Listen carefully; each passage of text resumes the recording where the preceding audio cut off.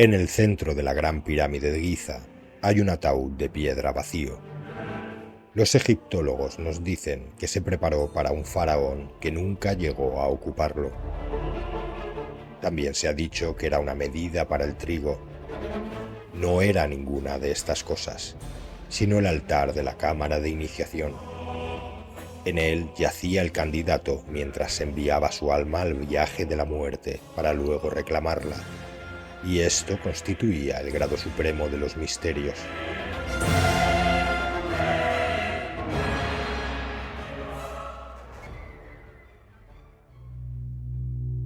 El gran anestesista. La muerte es una experiencia universal. Nadie puede confiar en escapar y se trata tan solo de una cuestión de tiempo hasta que nos llega a cada uno de nosotros y a cada uno de aquellos a quienes amamos. Sin embargo, a la muerte se le llama la reina de los terrores y constituye la amenaza suprema.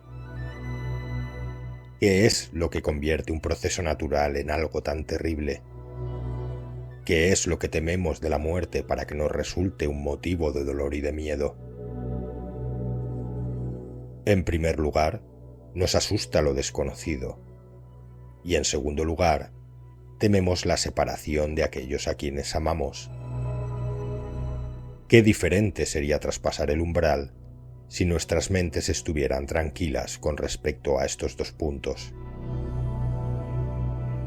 Es notorio que el gran don de los misterios griegos a sus iniciados fue el liberarles de ese miedo a la muerte, y se dice que ningún iniciado tiene jamás miedo a la muerte. ¿Qué es lo que se enseñaba en esos ritos secretos que despojaba a la muerte de sus terrores?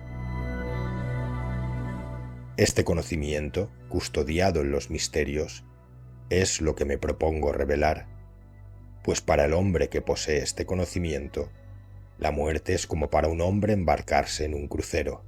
Sabe a dónde va y accede al viaje consciente de su necesidad y de sus ventajas. Muy diferente es la situación con el pobre campesino emigrante, ignorante e indefenso. Para él el viaje es una empresa peligrosa y azarosa, y su imaginación ignorante se figura todos los terrores concebibles, asociándolos a lo desconocido.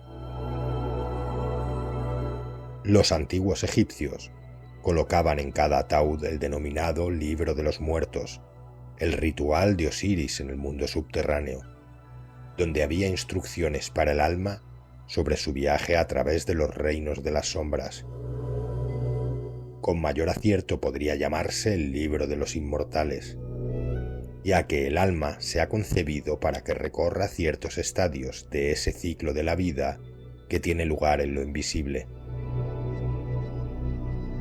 Bueno sería para nosotros si se nos enseñara desde nuestra más tierna infancia a pensar en nuestras vidas como en un bote que sube y baja, descendiendo al mundo material a través de las puertas del nacimiento y ascendiendo al mundo invisible por las puertas de la muerte, para regresar y retirarse de nuevo, siguiendo el ritmo de la marea cíclica de la vida en evolución.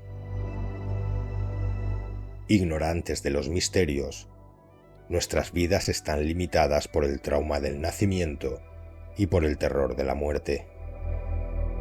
Qué gran regalo es el de esta sabiduría conservada que nos desvela el camino de la vida en evolución. Dejemos de pensar en la muerte como en la furia e imaginémosla como el gran anestesista que por la misericordia de Dios se encarga de sumirnos en un sueño profundo mientras afloja la cuerda de plata y se libera el alma.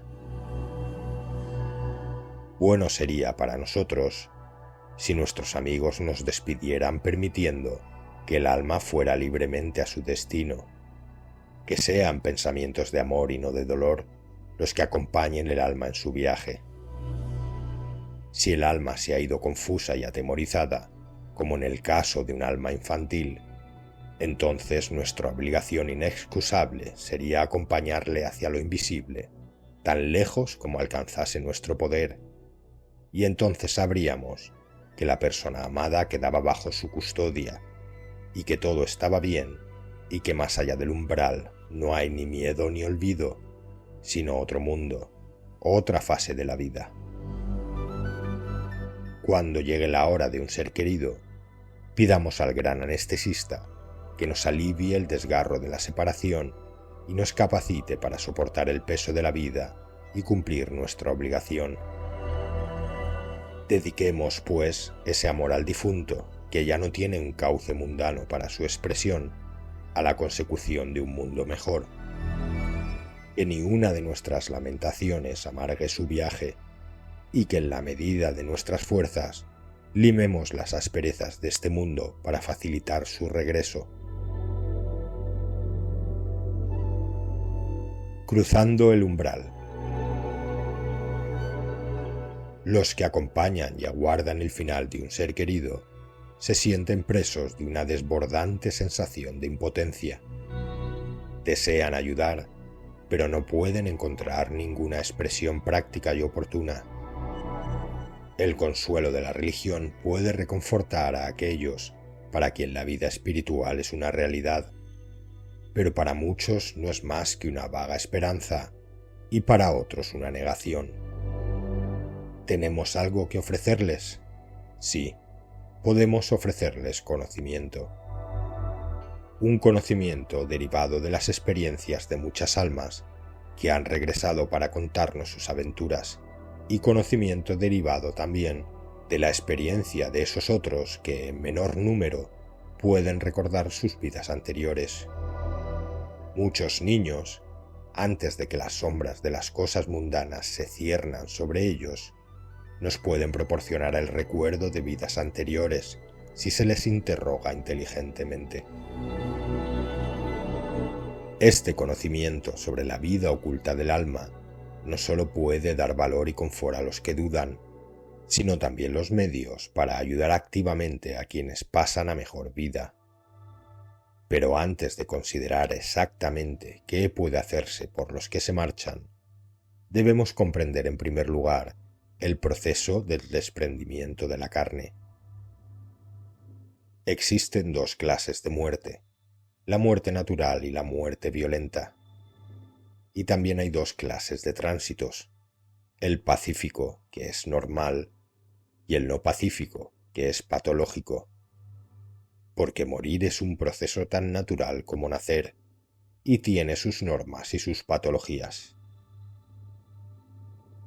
La muerte natural es la que tiene lugar gradualmente, desprendiéndose el alma del cuerpo antes de partir, igual que los dientes de leche de un niño se sueltan de la encía y se caen sin dolor.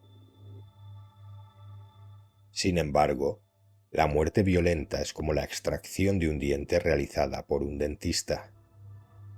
No obstante, normalmente el gran anestesista realiza su trabajo con rapidez, y al primer síntoma de ruptura entre el alma y el cuerpo, el gran sueño desciende sobre nosotros y ya no sabemos más. Sin embargo, donde existe mucho miedo a la muerte, o un apego desesperado a la vida, se frustra el trabajo del gran anestesista, y es entonces cuando se contemplan esos terribles lechos de muerte, donde el alma se marcha luchando. Esto no necesita tener lugar nunca donde existe un conocimiento adecuado del proceso de la muerte y de la vida después de la muerte. El moribundo debe rendirse en las manos del ángel compasivo, pues la muerte irá cerrando una a una las avenidas del consciente y nos dormiremos dentro de nosotros mismos mientras se desarrollan los procesos de separación del cuerpo y del alma. Cuando ha pasado todo, es cuando estamos libres del cuerpo y cuando el ángel abrirá de nuevo las puertas de la conciencia en un plano más elevado. Puede resultarnos difícil darnos cuenta a qué clase de vida arribamos, pero de lo que sí podemos estar seguros es de que cuando despertemos en la vida siguiente nos parecerá tan normal y tan natural como la vida terrenal a la que estamos acostumbrados, porque comprobaremos que estamos adaptados a la misma. Los cambios sobrevienen gradualmente. No hay ni traumatismo ni sorpresa, e insensiblemente nos hemos separado del cuerpo sin darnos cuenta. La conciencia inferior ahora ya está profundamente anestesiada. La conciencia superior se está abriendo y nos encontramos en lo que ha sido calificado con distintos nombres, pero que nosotros llamaremos el cuerpo de luz. Este cuerpo de luz no es lo mismo que el aspecto del cuerpo físico llamado doble etéreo o sutil y magnético, que es precisamente lo que anestesia el ángel gris, al ser este donde tiene lugar los procesos físicos de la muerte. No obstante, no todos caen en un profundo sueño cuando cruzan las puertas de la muerte.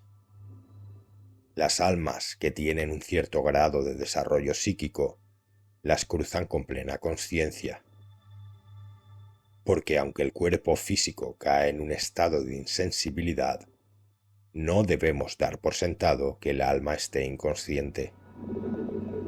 Cualquiera que haya tenido la experiencia de un trance sabe que esto no es necesariamente así, y que la conciencia puede transferirse del cuerpo al alma y quedar incólume. Esto es lo que ocurre en la muerte. La conciencia se transfiere del cuerpo al alma, y el alma parte hacia su lugar en los planos interiores llevándose consigo la conciencia. Nos podemos preguntar si el alma no se encontrará sola y perdida cuando llega el mundo cielo, pero todos los que han regresado para hablarnos del camino de la muerte, y son muchos, están de acuerdo en que este no es el caso. El mundo cielo resulta familiar al recién llegado, pues todos estamos acostumbrados a ir allí durante el sueño cada noche. Existe una vida de sueño propia del alma, de la que la persona media no tiene conciencia alguna, porque no recupera la memoria cuando despierta. Se encuentra más allá del ámbito de la ensoñación, que es puramente subconsciente. La persona desarrollada psicológicamente presenta una gran ventaja cuando llega el momento de cruzar las puertas de la muerte, puesto que las atraviesa con plena conciencia. No duerme el sueño de la muerte, sencillamente pierde conciencia del plano físico, mientras que conserva todas sus facultades. Pero aunque el mundo cielo no nos resultará desconocido, no por ello dejamos de sentirnos menos inquietos. Es bien sabido que con frecuencia los moribundos exclaman diciendo que ven una gran luz, y que en esa luz están los rostros de amigos y parientes fallecidos con anterioridad. Pero ¿qué ocurre con quienes carecen de vínculos fuertes en el otro mundo? ¿Se les deja sin reconfortar? Desde luego que no. Serán recibidos por los que ya conocieron el amor no correspondido en la tierra, y quienes entregaron al servicio de todos ese amor, y con su ayuda, el alma avanza hacia sus lecciones y sus logros. Ritos y costumbres. Existen muchas costumbres antiguas relacionadas con la marcha de un alma que tienen sus raíces en el hecho psíquico y que no son meras supersticiones. Algunas, naturalmente, tienen origen precristiano y su validez ha terminado. Otras siguen siendo válidas y es útil considerarlas. Entre estas últimas se encuentra la preciosa costumbre de colocar velas y flores frescas en la cámara mortuoria tan pronto se ha marchado el alma. Existe un breve intervalo entre la desanimación del cuerpo físico y la retirada del alma del doble etérico. Durante este periodo, el alma permanece próxima a su vehículo físico, desenganchándose gradualmente de las redes de la materia y reorientándose en su nuevo estado. El doble etérico, al que se le ha cortado el abastecimiento de prana o vitalidad etérica y que aún no se ha ajustado a su nueva condición, está preparado para extraer esta vitalidad de cualquier fuente disponible. Este hecho explica la repentina sensación de cansancio y decaimiento, o incluso miedo, que frecuentemente asalta a aquellos en proximidad inmediata con los cuerpos muertos. Los que han amado al muerto son especialmente sensibles a esta clase de decaimiento. Podemos pensar que es prudente que un alma que se ha marchado en un estado de miedo y de pesar se aferre por un tiempo a nuestra vitalidad física, antes de que se le persuada de que debe aceptar la tarea de vivir su nueva vida. Estos asuntos deben juzgarse con prudencia y con compasión. Sin embargo, debemos retener siempre en mente que la ayuda que proporcionamos a los muertos debe estar encaminada a ayudarles en su transición a su nueva vida y no a mantenerles en un estado intermedio que puede inducirles a adquirir el hábito de muertos en vida, quedando pues vinculados a la tierra. Existe una gran diferencia entre una relación mental y una relación etérica. Esta última no es deseable, ya que se convierte rápidamente en patológica tanto para los vivos como para los muertos, y por tanto no debe consentirse jamás que se produzca. Sin embargo, existirá siempre un deseo instintivo, involuntario, de alcanzar una vitalidad etérica mediante el doble etérico mientras comienza su desintegración, y no sólo podemos proteger a los vivos, sino también podemos ayudar a los muertos con la comprensión de la naturaleza de este fenómeno y actuando en consecuencia. El fuego es una forma elemental de vida etérica, y la llama al descubierto de una vela totalmente expuesta al aire emana una considerable cantidad de sustancia etérica. Si colocamos velas encendidas alrededor de la cama del muerto y la cubrimos con flores frescas, habrá disponibles suficientes emanaciones etéricas como para hacer frente a las necesidades del doble etérico, ayudarle a concluir su periodo de transición e impedir que recurra a la vitalidad de los vivos. Esto es más natural que permitir que los muertos entren en lo que bien podría terminar siendo una relación incompleta con los que permanecen atrás, y al mismo tiempo es más humano que no ofrecerles ninguna ayuda. No es correcto dejar a los muertos solos y abandonados durante el intervalo existente entre su muerte y el funeral, pero tampoco es ni deseable ni necesario mantener una continua vigilancia a su lado.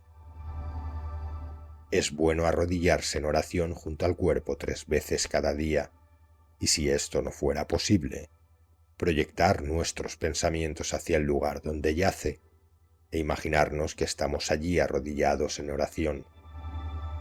Esto constituye una gran ayuda para los que se han ido, y es el mayor servicio que podemos hacer por los muertos. No es bueno quemar incienso en la cámara mortuoria, porque los efluvios del incienso se prestan con demasiada facilidad a la materialización, y nuestro propósito consiste en ayudar al alma a pasar a la vida espiritual, de manera que no permanezca merodeando en la atmósfera terrestre. El cerrar las persianas cuando se produce una muerte es otra costumbre enraizada en el hecho psíquico.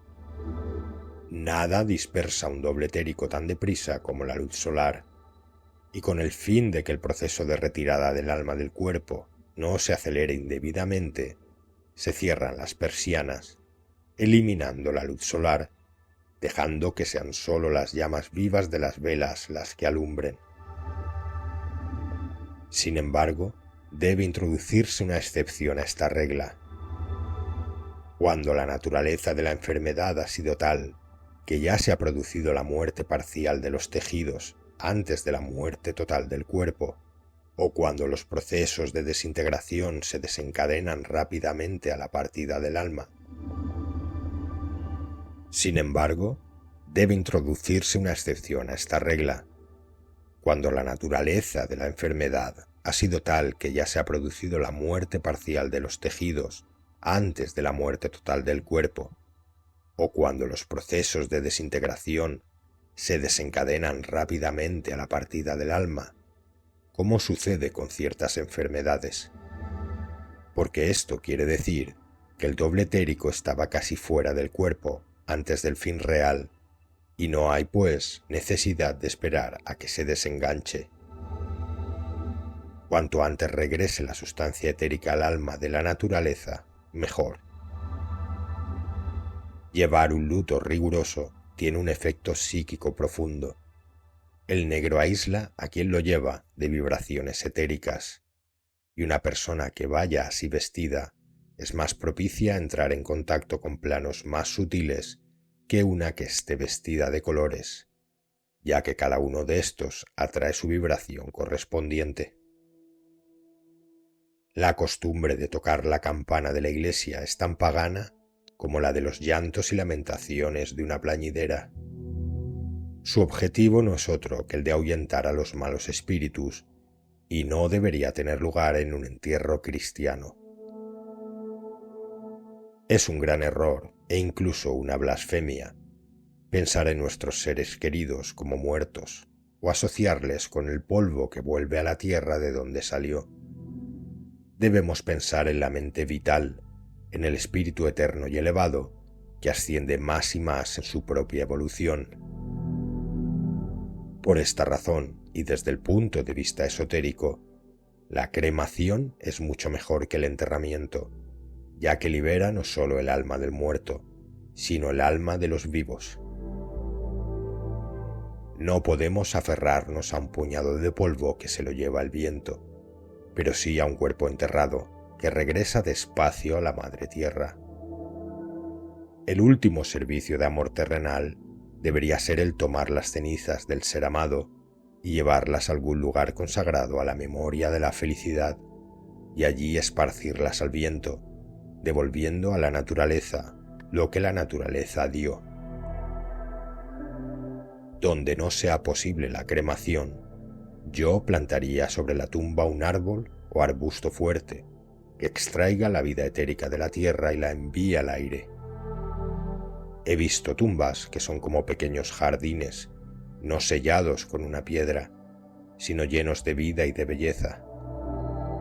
Entre la construcción de la tumba y la colocación de la piedra debe haber un lapso de tiempo de al menos un año, y ¿qué puede haber más bello que sembrar trigo en la tierra desnuda para simbolizar la vida que es un don de Dios?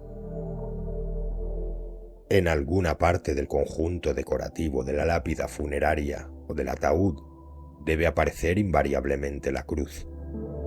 Desgraciadamente, en nuestra ignorancia de la ciencia de la simbología, se representa casi siempre la cruz del Calvario, que representa sacrificio y renuncia. Es la cruz celta, con su espiga alta y recta y los brazos cortos, rematada con un círculo, la que representa la vida triunfante de la salvación. Esta es la cruz bajo la cual debe descansar la parte mortal de un iniciado. Encerrar el cuerpo en un receptáculo de plomo es una reliquia de barbarie. El alma ha terminado con el cuerpo y lo ha rechazado. ¿Por qué empeñarnos en conservarlo? El mejor cofre para colocar los restos mortales de nuestros seres queridos es el que los devuelve a la tierra con la mayor rapidez posible. Por esta razón, el olmo tradicional es mejor que el roble, que dura demasiado.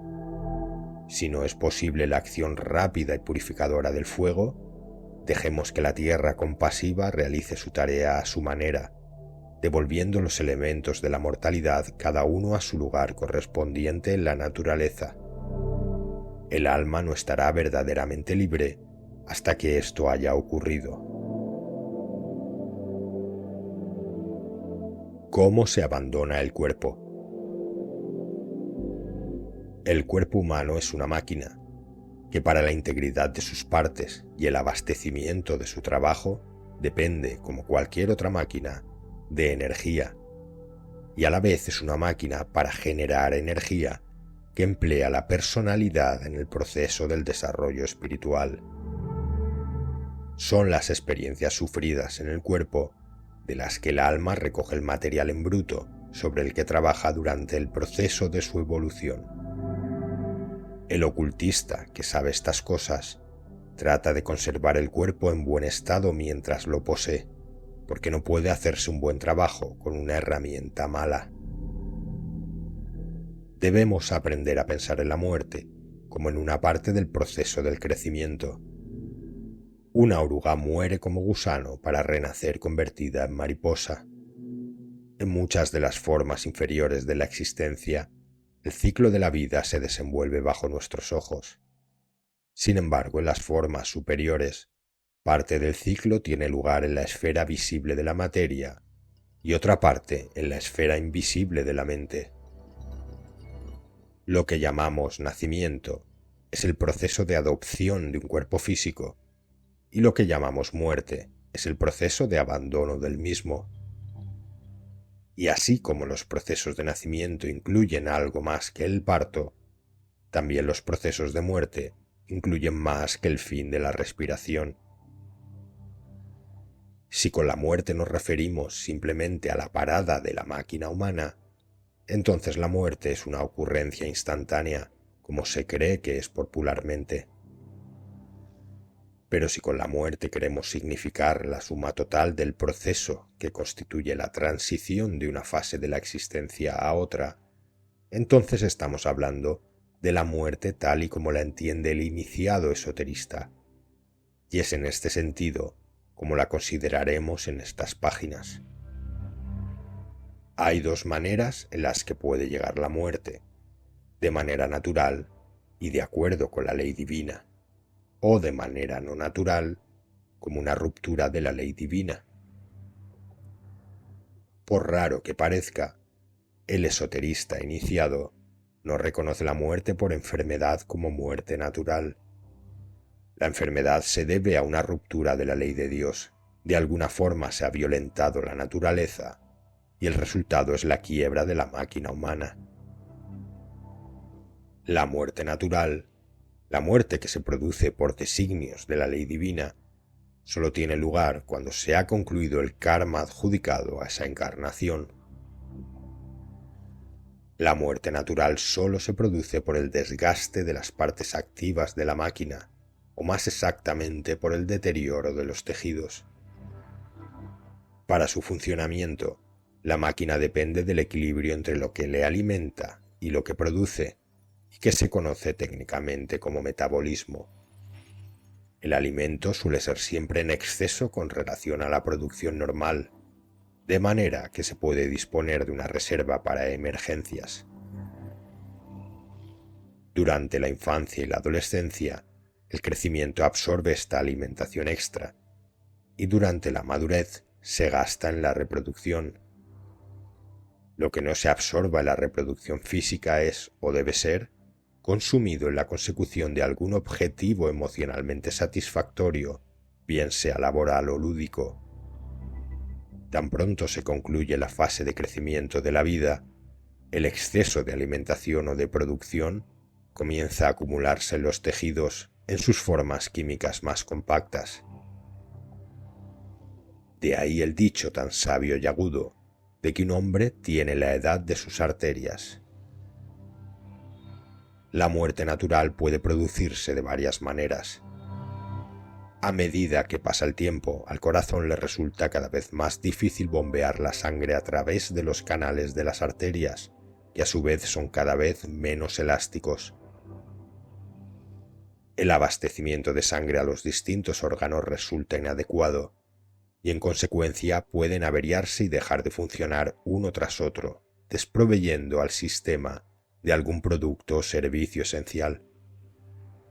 O bien, una de las arterias más pequeñas, generalmente del cerebro, se debilita de tal manera que ya no puede soportar la creciente presión de la sangre bombeada, a su vez por un corazón aún en condiciones, y finalmente estalla.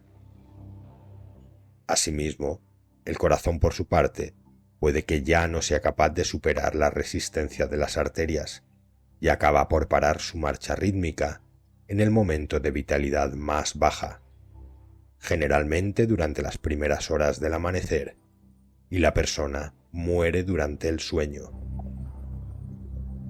Esta es la forma verdadera, normal y armoniosa de morir. Se introduce la muerte no con ninguna enfermedad en concreto, sino con una tendencia a la fatiga que aumenta gradualmente, fatiga que se manifiesta con el aumento constante de la necesidad de dormir, dedicando cada vez más tiempo a un olvido tranquilo, hasta que por fin se pierde para siempre la conciencia. Es así como se despide el alma cuando ha realizado su tarea y ya no le queda nada que hacer en la vida terrenal de esta encarnación. La muerte no natural o patológica del cuerpo se produce por la intervención de un agente externo, bien con el daño mecánico de una parte vital, bien con el envenenamiento de los procesos vitales con alguna sustancia que ingiere el cuerpo, o con los excrementos de las bacterias alojadas en los tejidos, o cancelando el abastecimiento adecuado de algún factor necesario para el funcionamiento de la máquina, sea comida, vitaminas, agua, aire o luz solar. Cualquier enfermo puede encontrar un lugar en alguna de estas tres categorías, y el esoterista las contempla todas como formas de muerte patológica, ya que en condiciones distintas se podrían haber evitado todas. Si no se hubiera producido ese daño, el hombre habría vivido.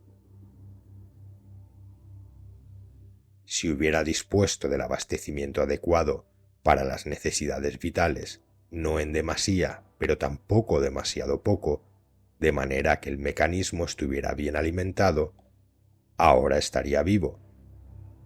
De estas formas patológicas de muerte, siempre podemos decir que si tal o tal cosa no hubiera ocurrido, los muertos no estarían muertos. La forma normal de morir es durante el sueño y a una edad muy avanzada. Al encuentro de la muerte. Si estamos aterrorizados ante la idea de que nos llega la muerte, vayamos a su encuentro con soltura.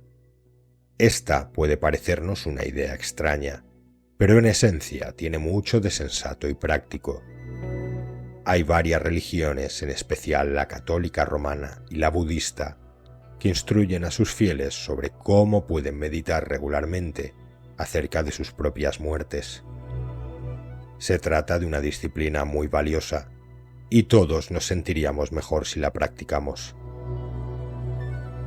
Sin embargo, esta meditación sobre nuestras propias muertes no debería interesarse con la disolución del cuerpo. El cuerpo no es el verdadero yo, y cuando nos despojamos de él, ya no volvemos a ocuparnos del mismo en modo alguno.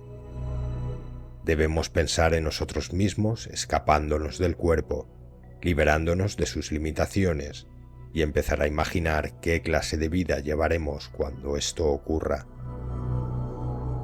Podemos vernos a nosotros mismos encontrándonos con aquellos amigos que nos han precedido a través de las puertas de la muerte, y si la muerte parece inminente, podemos enviarles mensajes mentales pidiéndoles que salgan a recibirnos.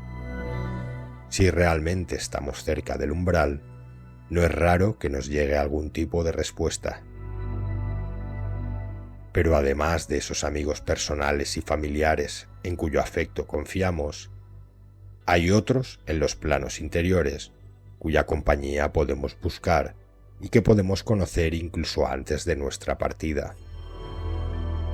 No obstante, carece de sentido hacer esto, a no ser que nuestra muerte esté próxima, porque los guías solo descienden a esperar nuestra llegada cuando la barca del alma ha soltado amarras. La investigación realizada por espiritistas ha revelado cuán importante es el trabajo que se realiza en esa parte del mundo del espíritu contiguo al plano terrenal. Incluso cuando la estrella de la muerte está por debajo del horizonte, haríamos bien en familiarizarnos con la naturaleza de los estados después de la vida, de manera que nos acostumbremos a ellos y no nos parezcan ni extraños ni tan terribles. De esta manera, podemos despojar a la muerte de sus terrores con mayor efectividad que de cualquier otro modo. En nuestras meditaciones sobre nuestras propias muertes, no nos concentremos tanto en la partida como en la vida en la que vamos a entrar. Pensemos con gozo en las nuevas esperanzas y actividades que se abren ante nosotros.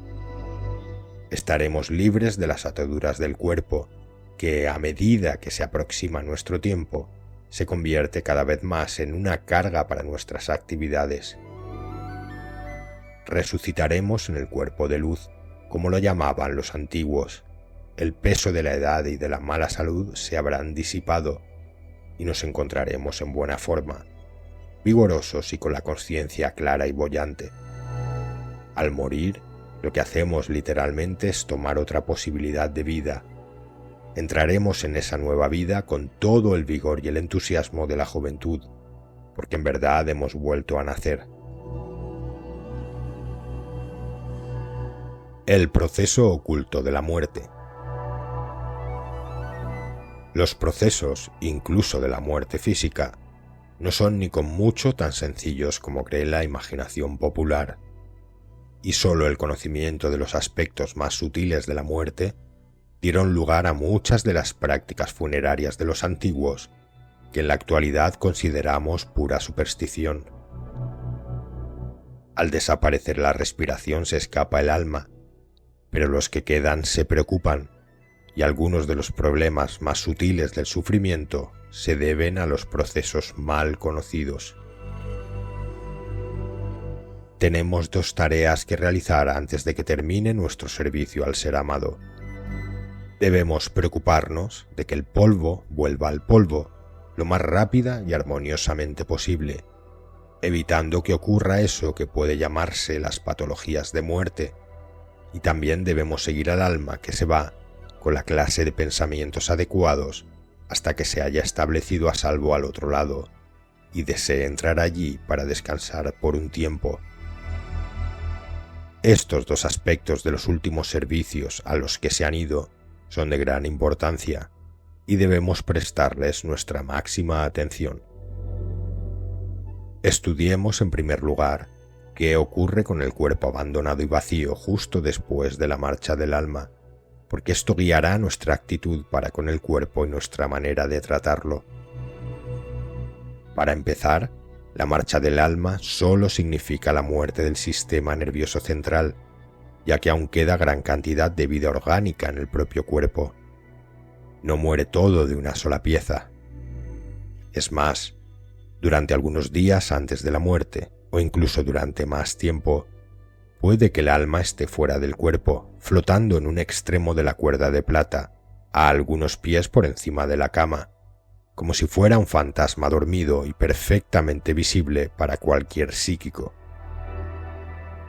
Mientras dure esta condición, existe una profunda inconsciencia en todos los planos y ninguna clase de sufrimiento.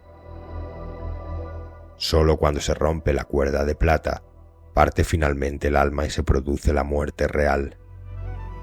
La recuperación repentina de la conciencia la causa en última instancia el alma, que recobra la conciencia en su propio plano a medida que se aproxima al final, haciendo un último esfuerzo por concentrarse en el cuerpo, al objeto de que el proceso conocido por los ocultistas como la radiación del átomo semilla tenga lugar efectivamente. Este átomo semilla es un núcleo de fuerza del mismo tipo que el del plano físico, que está retenido por el alma a través de su evolución y que desempeña un importante papel en el proceso de renacimiento. El término radiación es, naturalmente, metafórico y representa la sintonización de este núcleo con cierto tipo de vibración y su impresión con ciertas imágenes. Por otra parte, cuando ocurre una muerte violenta, si el cuerpo está tan destrozado que la muerte es instantánea, no es posible ninguna radiación del átomo semilla.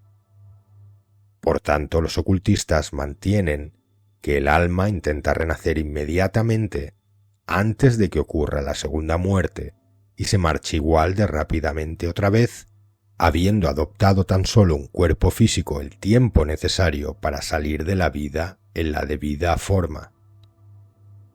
Con frecuencia han señalado las madres y las comadronas que el recién nacido que presente un aspecto extraordinario de inteligencia y de madurez en sus ojos no vivirá.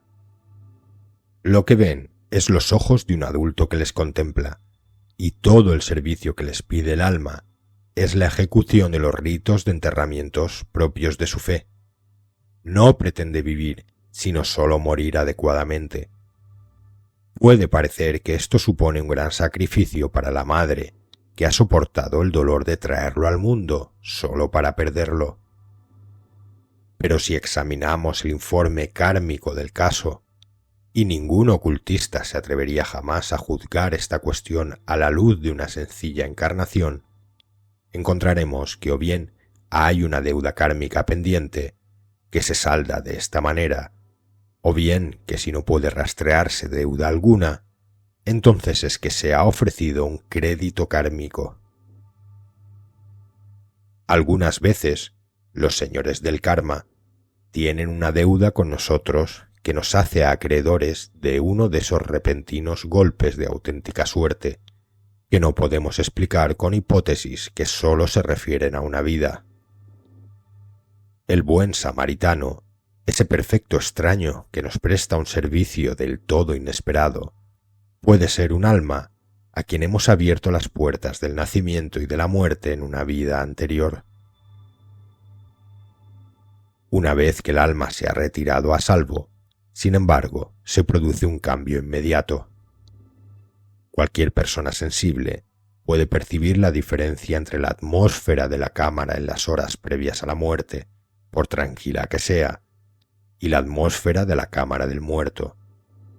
Durante la vida, un hombre está bajo el dominio del arcángel de su cultura y del salvador de su religión, pero después de la muerte acaba este dominio, o mejor aún, sigue al alma y deja al cuerpo a su destino, puesto que ya no le preocupa. El cuerpo vacío pasa entonces bajo el dominio de los regentes de los elementos, y las fuerzas elementales de la tierra, del aire, del fuego y del agua extraen cada una lo que les pertenece para devolverlo a su propio reino. Durante este proceso les ayuda un cierto tipo de vida que pertenece a la forma más primitiva de la existencia y que pasa rápidamente fuera de cualquier manifestación. Me refiero a los organismos unicelulares que viven de la materia muerta, las bacterias que causan la descomposición. El curioso sentimiento de la cámara mortuoria y el miedo que la mayor parte de la gente experimenta ante un cuerpo muerto están causados por esta apertura de las puertas de los reinos elementales. Los seres de los elementos se encuentran presentes y activos cuando la materia orgánica tiene que desintegrarse y regresar a sus esferas respectivas.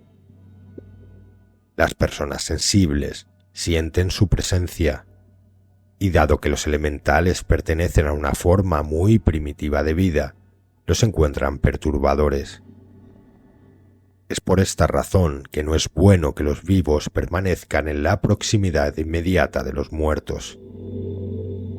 No obstante, hay 4 arcángeles poderosos, llamados los arcángeles de los elementos, porque gobiernan los reinos elementales como señores en nombre de Dios. Se trata de Rafael, Miguel, Gabriel y Uriel, y equivalen a los 4 evangelistas de la tradición cristiana. Cada rito de muerto debería confiar el cuidado del cuerpo a estos 4 grandes espíritus.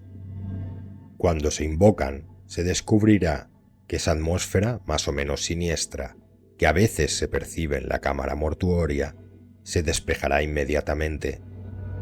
Sin embargo, el retorno del polvo del cuerpo no es más que la mitad del proceso de la muerte física, ya que existe otro cuerpo igualmente físico, igualmente mortal, que se llama el doble etérico.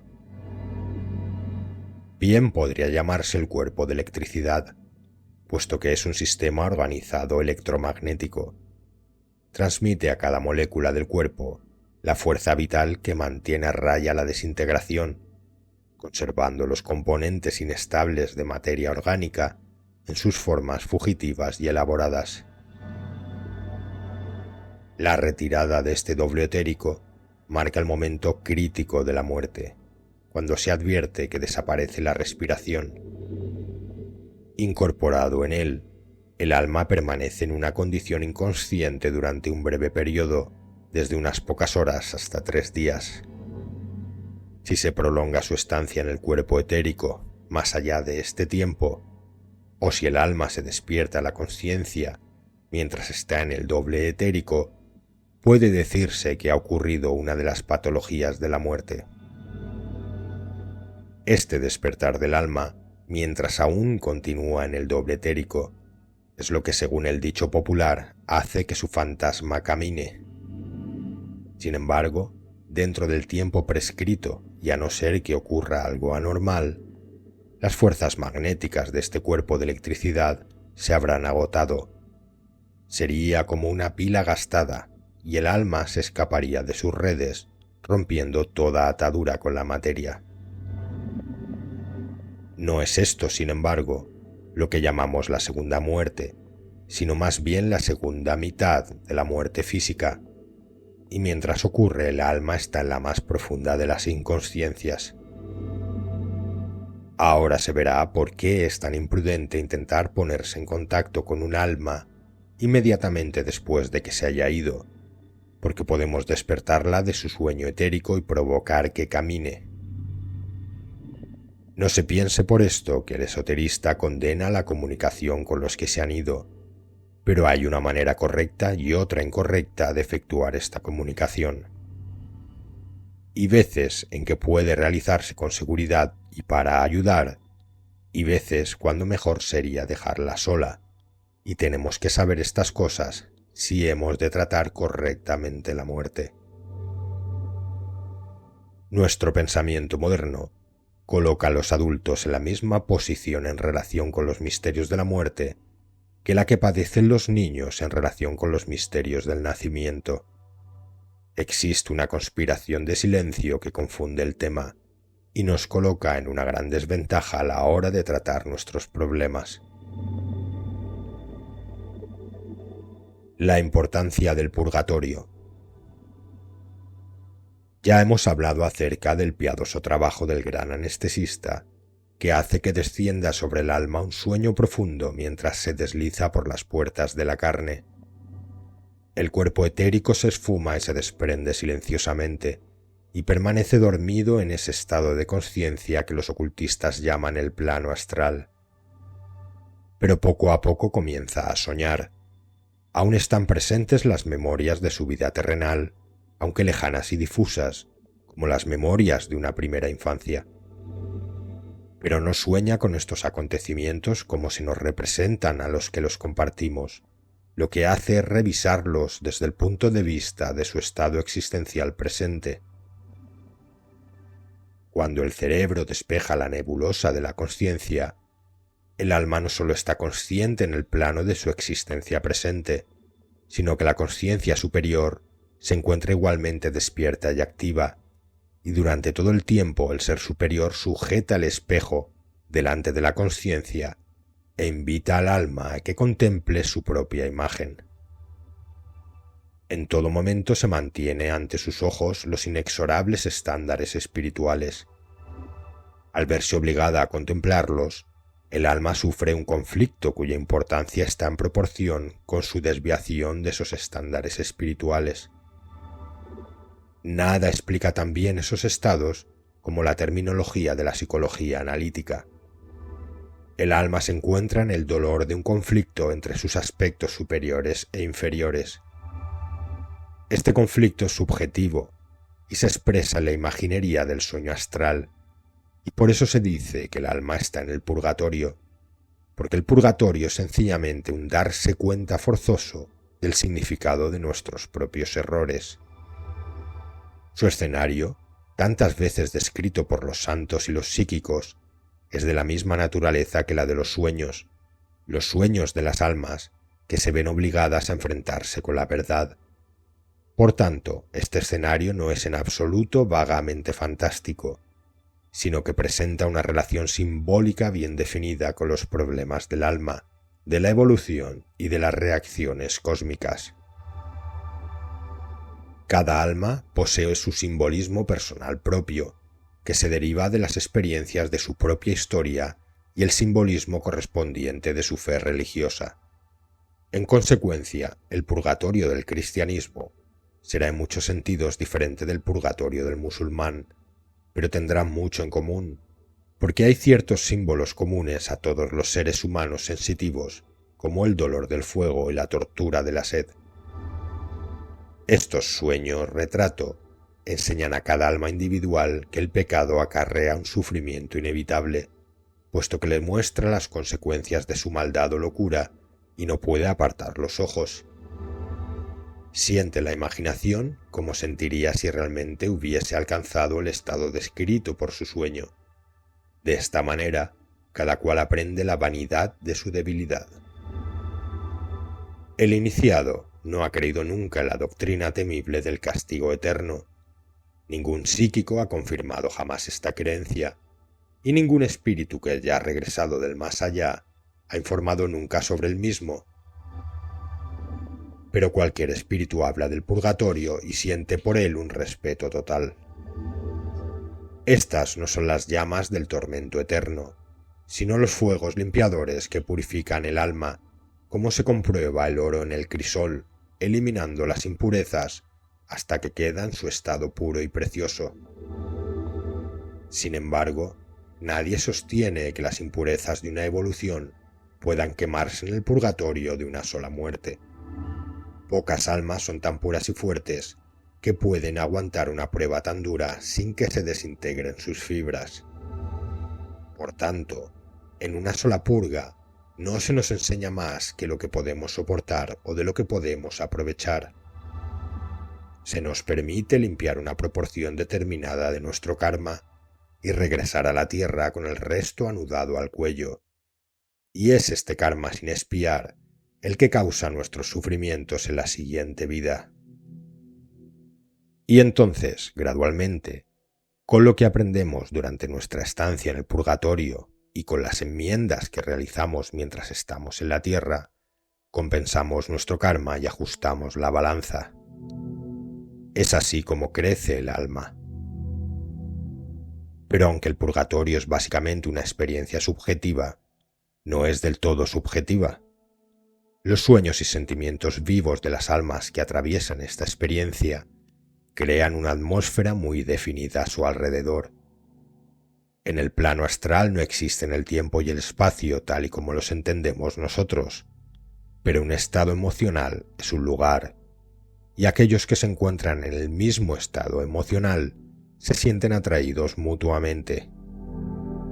Todos los que odian, todos los lujuriosos, se congregan juntos, y es principalmente esa atmósfera acumulativa que crean entre ellos la que provoca reacción en contra del tipo superior de alma, del alma que tiene posibilidades de redención.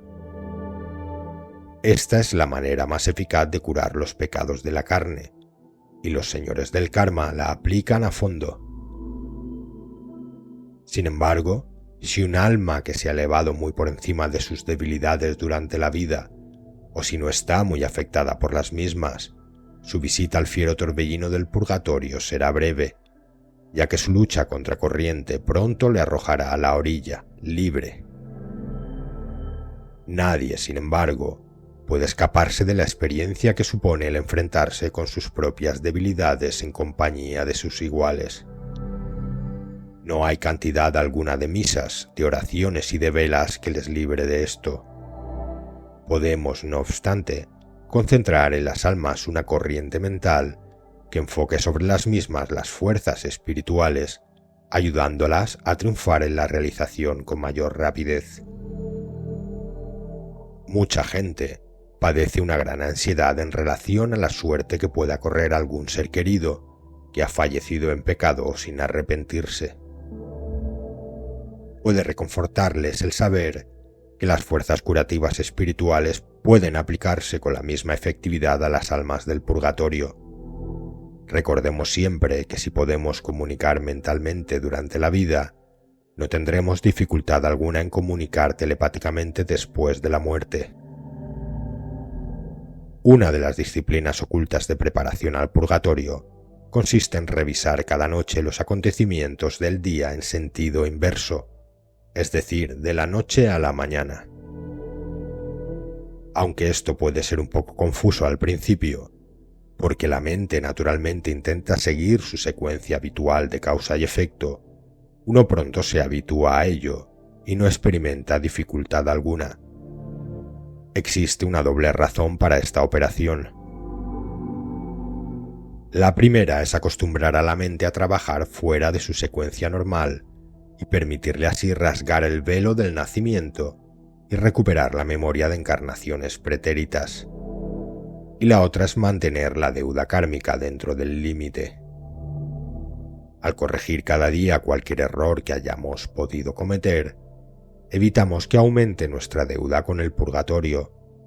Naturalmente, si nos limitamos a corregirlos cada día para volver a repetirlos al día siguiente, no nos hacemos mucho bien a nosotros mismos, porque aunque podamos haber neutralizado esa parte del karma, estamos adquiriendo no obstante una naturaleza aún más desagradable, ya que nos estamos asegurando una plaza de las que hay reservadas para los hipócritas.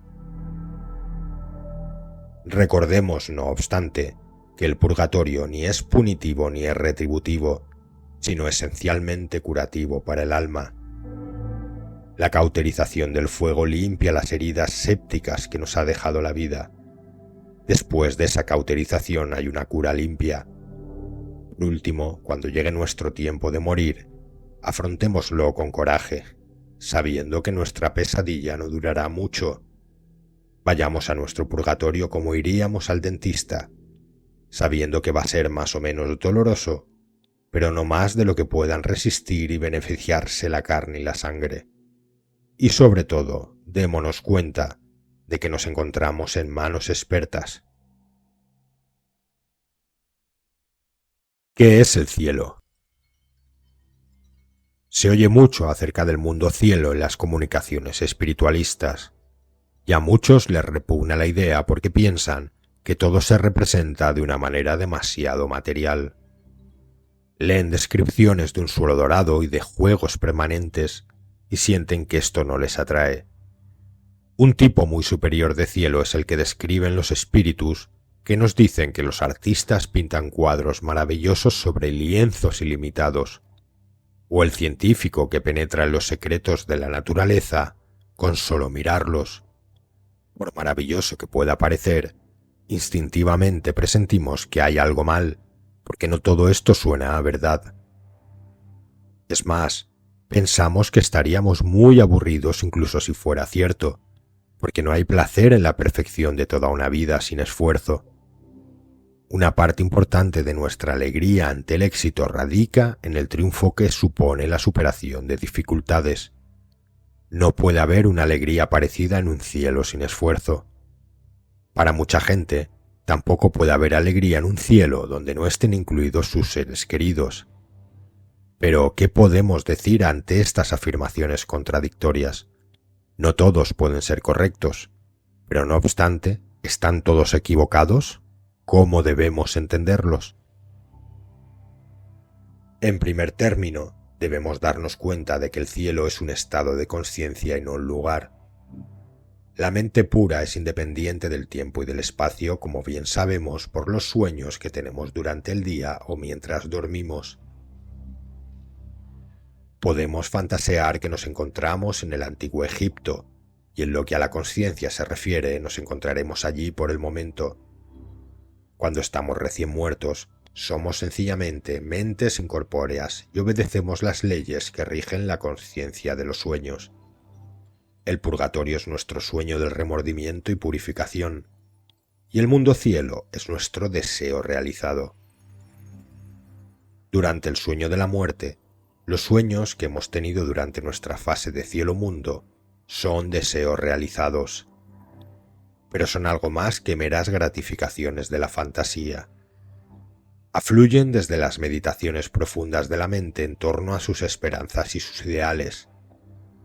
Puede que no nos parezcan muy elevados, pero representan la fase de la experiencia que está atravesando ese alma en particular en su evolución. Y puede que sea necesario que ese alma experimente la realización de sus esperanzas para que pueda aprovechar la lección. No debemos juzgar el cielo de otro hombre con nuestros propios parámetros. Su cielo es su deseo realizado y no el nuestro. Cuando pedimos a los espíritus de los que se han marchado que regresen para contarnos sus experiencias en el mundo cielo al que han ido, estamos escuchando el relato de sus sueños mientras duermen en la muerte. El relato que proporciona una persona recién fallecida es comparable al relato que pueda proporcionar un enfermo desde su cama sobre el funcionamiento de un gran hospital. Solo puede ver una parte muy pequeña del total y carece de medios para evaluar su significado.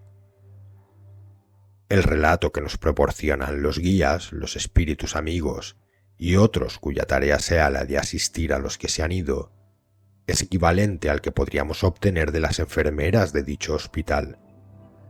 Hasta que no oímos las clases que los médicos imparten a los estudiantes, no empezamos a captar el significado y el gran alcance de la institución que estamos investigando.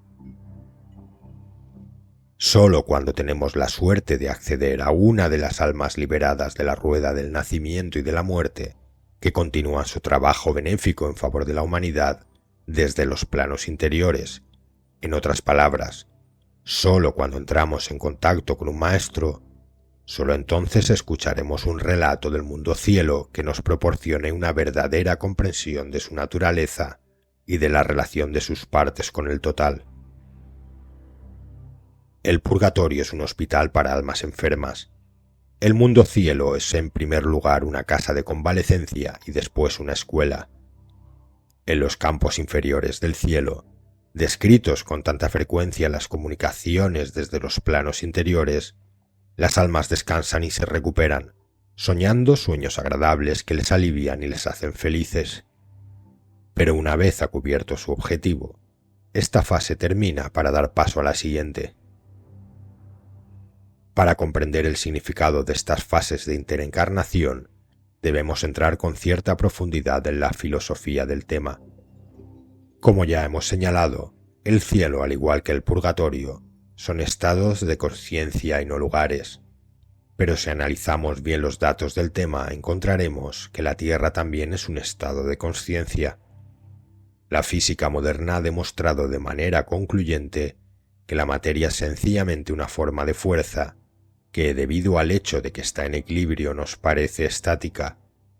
No existe cosa semejante a lo que vulgarmente se conoce como materia densa. La encarnación es el estado de conciencia que percibe estas formas de fuerza. La descarnación o muerte es el estado de conciencia que ya no las percibe, pero que se ha convertido en subjetivo y solo se preocupa del contenido de su propia conciencia. Con la muerte se cierran las puertas de los sentidos. Por lo demás, el hombre permanece igual. De hecho, podemos decir que, vista desde el ángulo del alma, la muerte significa sencillamente el cierre de las puertas de los sentidos. Cualquiera que esté familiarizado con la práctica del trabajo mental y la meditación, sabe lo poderosa que puede ser la meditación concentrada de la mente sobre algún ideal espiritual. Las alturas del cielo son las montañas de la meditación. El alma, apartada de las impresiones de los sentidos, está creando formas de pensamiento y proporcionándose a sí misma autosugestión.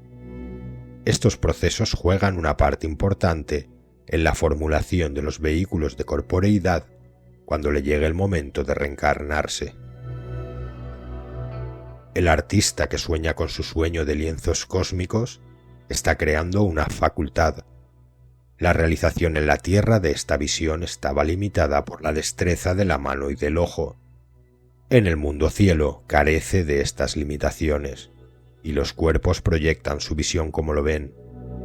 Esto supone facultad, y cuando se reencarne, habrá progresado en la creación de un vehículo físico para sí mismo, donde la mano y el ojo cooperarán con la visión interior dándole forma. La vida después de una vida de esfuerzo junto con la intervención de periodos de meditación en las fases interiores, gradualmente hacen del alma lo que quiere ser. Si sus deseos son indignos o inciertos, los influjos del purgatorio regulares y recurrentes neutralizan sus esfuerzos. Esas cosas que durante nuestra vida terrenal hemos realizado sin conseguir alcanzarlas se logran en el cielo. Este éxito subjetivo construye la facultad y volvemos a la encarnación con el poder latente para tener éxito. La vida ha cumplido con nosotros cuando proporciona realización, incluso si somos incapaces de alcanzar nuestras realizaciones, ya que en la vida siguiente, éstas estarán a nuestro alcance. La comunicación con los muertos. El tema de la comunicación con los muertos es bastante enojoso. Algunas personas lo consideran completamente libre de cualquier elemento perjudicial y piensan que no es totalmente innecesario ni blasfemo acercarse a los espíritus. Otras, y entre estas últimas se encuentran muchos ocultistas, consideran que cualquier intento de comunicarse con los muertos es objeto de graves objeciones y puede resultar perjudicial tanto para los vivos como para los muertos. Como en la mayoría de los temas, el término medio entre los dos extremos es el camino de la sabiduría. Intentemos comprender los factores implicados en la comunicación con los muertos. Mientras vivan en nuestra memoria, existe una relación psíquica con nosotros. Mientras sintamos alguna emoción hacia ellos, sea de amor, de pena, de resentimiento o de miedo, nos mantenemos activamente en contacto con ellos. Les afectamos y ellos nos afectan. En consecuencia, debemos esforzarnos con todos los medios a nuestro alcance por conseguir unas relaciones correctas con los que se han muerto, y la manera más efectiva para lograr estas relaciones correctas es mediante el conocimiento preciso de las condiciones intervitales. La persona que acaba de morir conserva la misma consciencia que tenía en su nivel terrenal, en un estado mental exactamente idéntico al anterior a su muerte. En este estado resulta fácilmente accesible desde el plano terrenal. Esta condición se difumina pronto, a no ser que se renueven y se mantengan vivas sus memorias mediante las comunicaciones a través de un médium. Siempre que el alma sin cuerpo tenga un carácter normal y armonioso, no perjudica ni a los vivos ni a los muertos intercambiar saludos durante esta fase del periodo de desencarnación. Debemos recordar siempre, no obstante, al tratar con los que se han ido, que en un proceso normal de muerte esta fase es comparativamente corta, cuestión de meses, y que si mantenemos la atención del alma enfocada en el plano terrenal, mediante llamadas continuas a través de un médium, puede que se despiste y no caiga en el segundo sueño que preludia la segunda muerte. Puede ocurrir que los espíritus adquieran vínculos terrenales sencillamente porque se les ha mantenido demasiado tiempo fuera del sueño astral y se adaptan a una condición intermedia en vez de continuar con los procesos de muerte. En términos generales, mientras que puede justificarse llegar una o dos veces hasta los que amamos después de que se hayan muerto, no es aconsejable seguir haciéndolo porque es perjudicial tanto para ellos como para nosotros. El contacto con los estados no físicos de la existencia tiene un efecto peculiar en los vivos, intentando retraerles del plano de la vida objetiva y descoordinar la conciencia. Esto ocurre incluso cuando las entidades comunicantes son del tipo máximo, y todos los que han tenido alguna experiencia en estas cuestiones saben bien que deben tomarse la precaución de cerrar las puertas detrás de nosotros. Personas carentes de instrucción sobre estas cuestiones no comprenden ni la necesidad ni la técnica del procedimiento.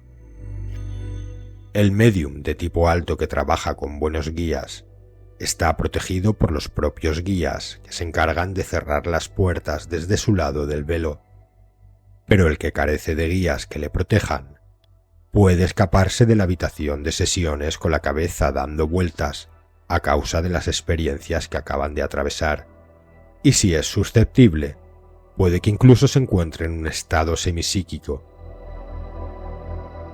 Es muy necesario, tanto para la salud como para la estabilidad del psíquico, que sea capaz de mantener los planos de conciencia estrictamente separados, y esta es precisamente una de las primeras cosas que aprende a hacer cuando se le ha enseñado la técnica de los misterios.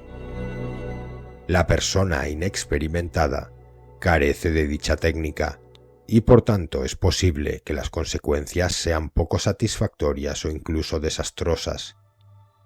Queda descoordinada y descolocada en el plano físico, creciendo la credulidad a base de su propia alimentación, hasta que se sobrepasan los límites de la existencia racional y se pone de manifiesto el desequilibrio mental. El tema de la investigación a cargo de investigadores cualificados tiene una base distinta. En la mayoría de los casos, se ocupan de un tipo de entidad distinta a las que sobrevienen a la llamada de los que han quedado atrás. Se ocupan de entidades que están cooperando consciente e inteligentemente en la investigación o que han comparecido a requerimiento de las entidades cooperantes. Es más, puesto que los investigadores tienen experiencia, saben bien cómo conducir sus investigaciones sin dañar a sus comunicantes. Es un impulso natural, para quienes han perdido a un ser amado, el precipitarse a cualquier fuente que ofrezca una esperanza de contactos renovados, pero al hacer esto es preciso ser cautos y proceder con discriminación.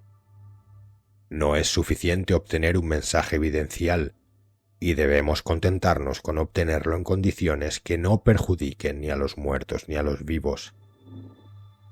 El movimiento espiritualista ha prestado un servicio incalculable, y el hecho de la supervivencia de la muerte corporal ha quedado establecido más allá de cualquier duda posible por cualquier persona razonable que se tome la molestia de familiarizarse con la evidencia.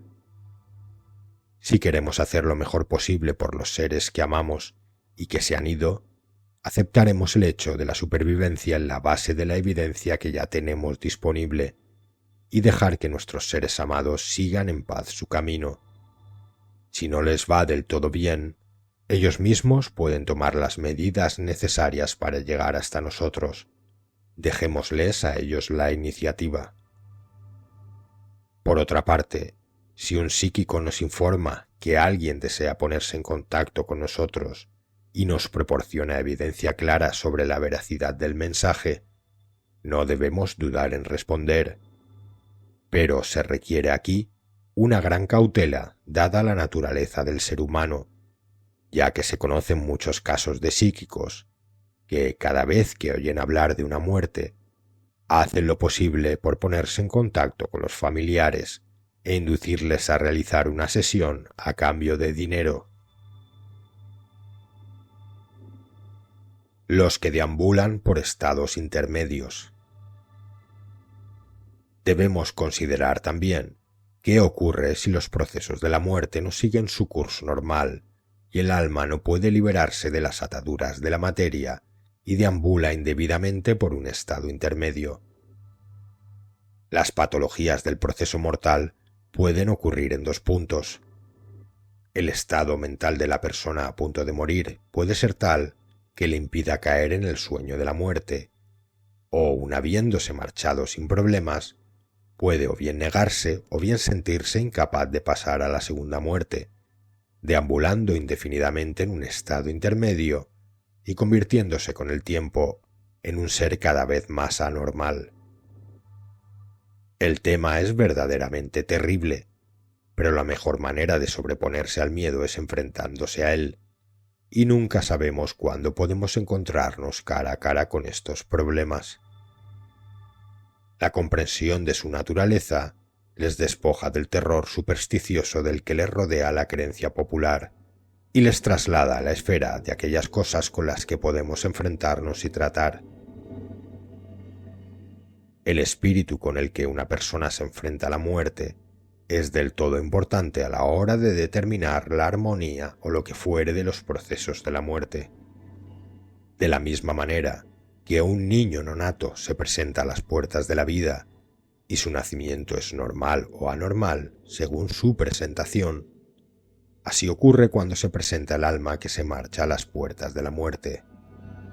Y de la misma manera que debe entrar en la vida con la cabeza primero, también debe salir de la misma con el máximo nivel de conciencia separada de cuestiones terrenales y los centros inferiores. Los psíquicos se encuentran frecuentemente con almas en los planos interiores que han pasado por esta experiencia y que invariablemente se encuentran confusas y entristecidas hasta que se capacitan para realizar el reajuste y controlar su nueva vida. Una proporción importante del servicio que se presta en los planos interiores está dirigido a redondear estas almas errantes y ayudarles a encontrar su lugar correcto. Esta es la razón por la cual la Iglesia reza para que nos libremos de una muerte repentina, ya que el alma necesita prepararse antes de separarse del cuerpo. El alma del hombre asesinado instantáneamente, o que muere sin recuperar la conciencia, se encuentra con algunas dificultades que tiene que superar y que no suelen afectar a las personas que mueren de manera gradual y natural.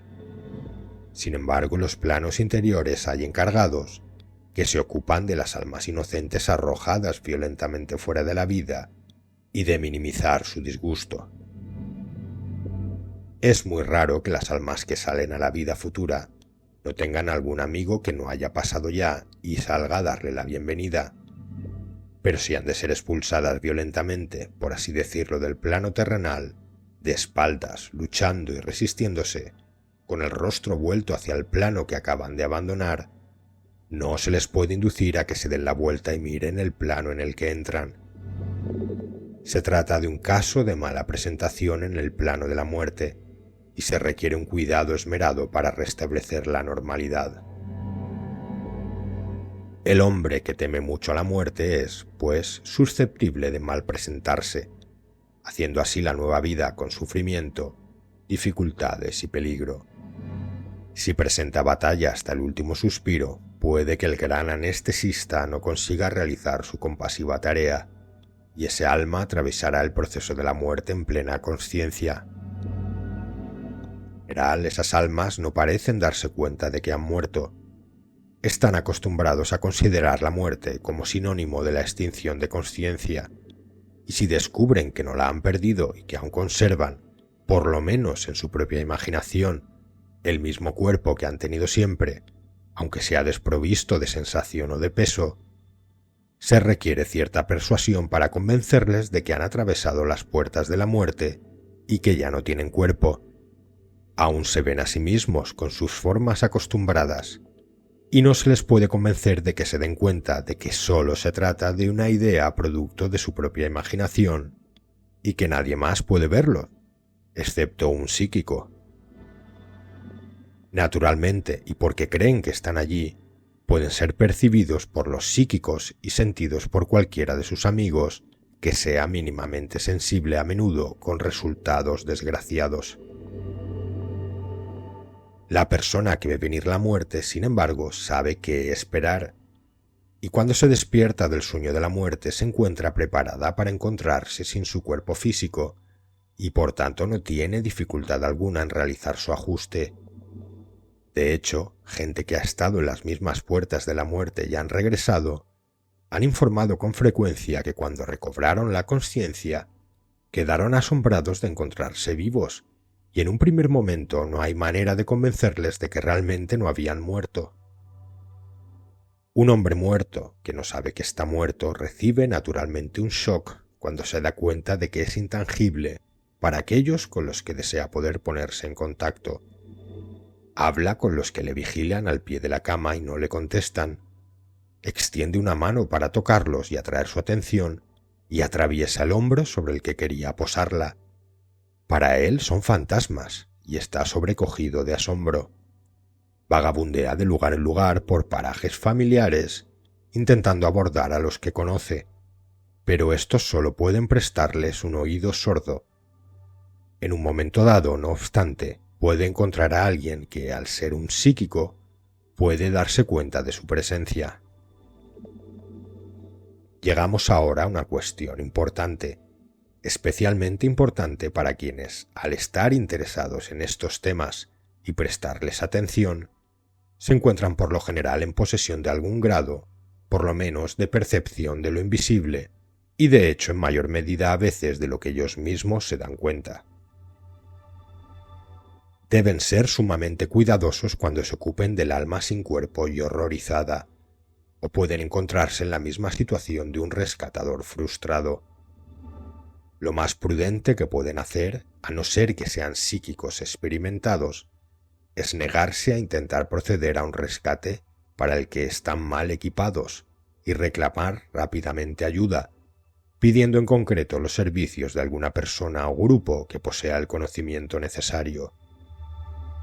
Porque recuérdese esto, una vez que el alma ha cruzado la gran barrera, el camino de la luz se extiende hacia adelante y no hacia detrás. Lo único que debe hacerse es empujarle fuera del plano terrenal. Le obligamos a darse la vuelta e ir hacia la otra orilla, le guste o no. Es lo más caritativo que puede hacerse, aunque se resista gritando. No tengamos miedo de los muertos cuando vengan a nosotros, pero tampoco permitamos que una entidad acorpórea aterrorizada se aferre a nuestro cuello, como un ahogado, en su esfuerzo por seguir en el plano de la forma. La cobardía de un alma que se ha ido puede evocar nuestra compasión, pero no puede dominar nuestra simpatía y no deberíamos tolerárselo. Hacer esto no le ayudaría y por el contrario le condenaría a una suerte terrible, la suerte de los que quedan vinculados a la tierra. Debe obligársele a toda costa que se libere de sus vínculos con el plano de la forma e inducirle a que emprenda su viaje hacia la gran luz, que alumbrará incluso su oscurecida conciencia. El hombre que muere por accidente, abandonando repentinamente la vida en plenitud de facultades, se encuentra por lo general deslumbrado, pero no abatido, porque la muerte le ha llegado muy deprisa. No siente nada y su mente está más o menos en blanco, o trabajando muy despacio e inconexamente. Los periódicos suelen subrayar a veces la extraordinaria fortaleza de los que han sido dañados seriamente en un accidente. Cualquiera que haya estado en un accidente sabe que el shock es su propia anestesia, y el dolor y el colapso vienen después. A veces no saben siquiera que están heridos hasta que alguien no se lo indica, y la importancia del daño está invariablemente en proporción inversa a los gritos. En casos de daños que afectan a la cabeza, una persona puede deambular durante días o incluso semanas antes de fallecer finalmente. En estos casos suelen estar en su mayoría tan inconscientes en los planos interiores como en el plano físico. Pero hacia el final del tiempo, cuando el cuerpo se prepara para liberar el alma, puede haber breves periodos de sueño durante los cuales pueden echar un vistazo más o menos nítido de los planos interiores. En tales casos el alma que se marcha puede recibir una gran ayuda con los ritos del moribundo, aunque esté inconsciente, y debe haber oraciones al lado de la cama si es posible, incluso cuando exista una inconsciencia profunda, y esto debe mantenerse hasta que exhale el último suspiro. Si no se puede estar presente al lado de la cama, imagínese que está allí, y estará presente en espíritu, y el alma que se marcha al despertar a la conciencia psíquica le verá, aunque los que se encuentren allí no puedan verle. De esta manera se puede ofrecer mucha ayuda, y el alma se encuentra preparada subconscientemente para partir, incluso cuando no exista una preparación consciente. El miedo intenso, como ya hemos visto, impide que el alma caiga en el sueño de la muerte y atraviese los procesos de la muerte de una manera normal y armoniosa. Debemos pensar, no obstante, que hay dos clases de miedo. El miedo de la persona que no sale como debiera al encuentro de la muerte cuando le llega, y el miedo formal que sintió la propia persona, aún en vida, cuando fue atacada. En el último caso, el miedo no es por la muerte, sino por el atacante que provocó la muerte. Las almas que se sienten expulsadas de la vida violentamente quedan fuera del sueño de la muerte a causa del miedo, y no se dan cuenta de que ya no tienen cuerpo y que están más allá del alcance de su atacante. Durante un tiempo hay terror y confusión, pero eso pronto se acalla. Pronto pasan al lugar que les corresponde y rápidamente se les aplaca y devuelve a su estado normal. La idea formal de su miedo, no obstante, es otra cuestión, y puede permanecer en el lugar donde ocurrió el crimen como una imagen muy viva que permanece en el ambiente mental del lugar. El ideal formal puede cobrar incluso un aspecto difuso y pueden oírse de nuevo los ruidos de la pelea. Hay que darse cuenta claramente, sin embargo, de que la infortunada víctima de un crimen no está atada a la tierra y obligada a visitar el lugar de su asesinato, ya que lo único que permanece es la imagen mental del suceso generada tanto por el asesino como por la víctima. Nadie sufre. Resulta alarmante y desagradable, pero no es peligroso, y puede dispersarse rápidamente mediante métodos apropiados. La práctica de celebrar un servicio en el lugar donde ocurrió una muerte violenta puede ser también muy valiosa, ya que rompe cualquier idea formal que puede haber quedado en el éter reflector. Ese breve servicio puede resultar también de gran ayuda al proporcionar reposo al alma de una persona que haya dejado de existir repentinamente y sin preparación, a la vez que tranquiliza y reconcilia los corazones de los que se quedan aquí. Incluso cuando no hay nadie que asista a la realización de la ceremonia, debe no obstante leerse en voz alta, siguiendo las instrucciones de las acciones adecuadas. Si no es posible realizar esta ceremonia en el lugar de la tragedia, aquel que realice el papel de celebrante deberá tener en la mano algo que esté íntimamente asociado con el muerto. El ritual puede realizarlo una sola persona, pero es mucho más hermoso y efectivo si lo realizan dos, reforzándose el uno al otro. En nuestra terminología se les llama ministro y lector. Un iniciado frente a la muerte. Es una máxima del camino de iniciación que quienes lo han superado destacan por su serenidad, y así el adepto iniciado muere como ha vivido, serenamente. La muerte no implica terrores para el hombre que conoce la realidad de la reencarnación a través de sus propios recuerdos de vidas pasadas. Ha muerto muchas veces antes, y el proceso le resulta familiar. En el transcurso de largos años de disciplina en el camino hacia la iniciación, el adepto ha ido acumulando un tesoro en el cielo. Está acostumbrado a pensar en sí mismo como espíritu y no como un cuerpo físico. Para él el cuerpo no es más que un puesto de observación que se ha construido para sí mismo en el plano terrenal. Sabe que la llamada de retirada le ha llegado por una de las dos razones siguientes. Su cuerpo físico ya no es una máquina útil y es mejor desecharlo y conseguir uno nuevo, o también puede ser que haya terminado su tarea en la tierra y sea reclamado más arriba. Acepta la muerte libremente y sin cavilaciones. Mientras aguarda los procesos del cuerpo que le abrirán las puertas, se hunde aún más en la meditación, intentando destilar la esencia de las experiencias de la vida, observando las lecciones que ésta le presenta, tomando nota de las que ha aprendido y de las que se conoce aún insuficientemente, luchando con esfuerzo por completar la realización de esas lecciones antes de que llegue el momento de su marcha. Pronto sabrá si ha terminado su tarea o si está destinado a regresar de nuevo a la tierra para acabar su trabajo. Si descubre que la vida terrenal no ha terminado aún para él y que ha de regresar, dedicará toda su energía a la tarea de construir el arquetipo del molde etérico que ha de dar forma a su próximo cuerpo y dirigir su destino para cuando vuelva de nuevo a la tierra. De una manera clara y persistente, formula su ideal de manera que su alma, cuando avance, esté dirigida hacia su meta y no deambule inútilmente por el otro mundo. Sabe que dentro de un ciclo de 3 vidas tiene una voluntad completamente libre. Si esta vida ha dado los frutos de un esfuerzo pasado, entonces puede contar dentro de una certidumbre razonable con que en la vida futura verán logrados sus propósitos. Tan pronto como se dé cuenta de que se afloja su lazo con esta vida, el adepto se encuentra preparado para la vida siguiente. Cuando le llega el momento de partir, el adepto llama a su lado a aquellos a quien más quiere, para que le ayuden en su partida y le acompañen durante los primeros estadios de su viaje. Aquellos que pueden estar presentes le rodean. Los que no pueden llegan hasta él en una proyección astral, y los que le han precedido por las grandes puertas también son llamados para que puedan regresar y esperarle desde el otro lado del umbral. Se cierne el círculo mágico sobre él, sellado en los 4 cuadrantes con los nombres de los 4 poderosos arcángeles, y se queman velas a los pies y en la cabecera.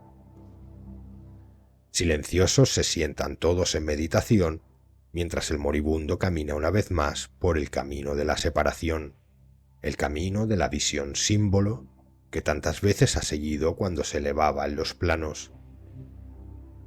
Mientras se retira, las puertas se abren suavemente para que pase, y los que están mirando ven en la visión espíritu la llegada del poderoso que viene a recibirle, el arcángel de su orden. Brilla una luz sobre la cama como el último rayo del sol poniente que refulge por debajo de una nube, claramente visible incluso para el ojo físico, y el alma del adepto no se ha ido. Es la promesa de los misterios para sus iniciados que cruzarán las puertas de la muerte con conciencia plena y que serán recibidos por el gran iniciador.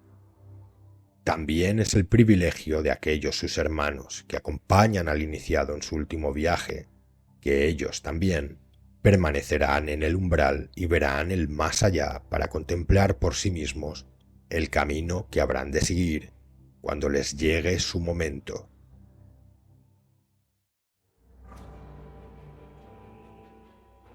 El texto de este vídeo es un amplio resumen de la obra A través de las puertas de la muerte, de la reconocida ocultista Dion Fortune.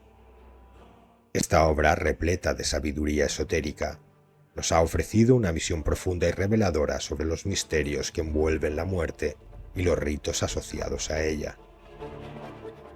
Si te ha parecido interesante este contenido y deseas profundizar más en la vida y la obra de Dion Fortune, te invito a ver nuestro vídeo Dion Fortune y el sendero oculto, la vía olvidada a Dios. En este vídeo, cuyo enlace encontrarás aquí arriba, exploramos la enigmática y asombrosa vida de esta increíble autora. Descubrirás sus fascinantes ideas acerca de la vía ocultista hacia Dios, una senda poco conocida pero llena de conocimiento y misterio. Y como tu opinión es muy importante para nosotros, si has llegado hasta aquí, házmelo saber en los comentarios. Dime si te ha gustado este contenido y qué otros temas te gustaría que abordáramos en el futuro. Tu participación nos ayuda a mejorar y a ofrecerte contenido que realmente disfrutes. Gracias por acompañarnos en este viaje de autodescubrimiento y no olvides suscribirte a Saber y Sentido para más contenido revelador sobre espiritualidad, filosofía y autoconocimiento. Hasta la próxima.